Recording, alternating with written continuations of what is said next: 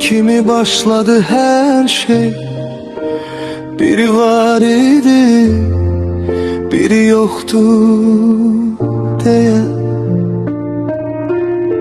Sözleriyle ruhuma toxunan biri, yanında uşaq kimi xoşbəxt olduğum biri. Sen benim canımsan deyən səs, ailəm sən deyən o nəfəs.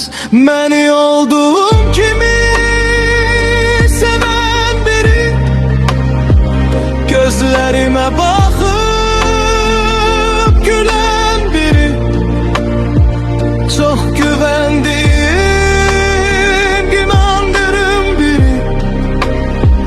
Ama indi hiçbiri yok, hiçbiri.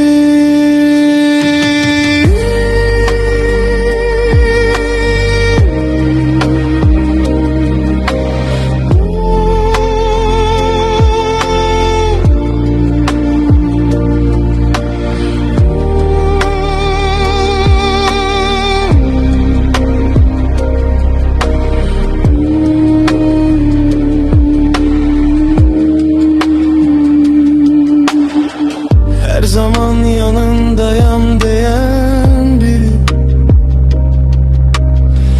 beni koruyacak sözler veren biri.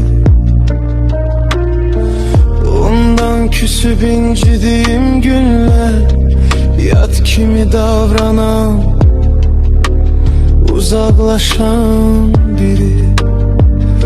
Seni sevmirəm diyen o ses, nağılımı çırpan soyuq nəfəs.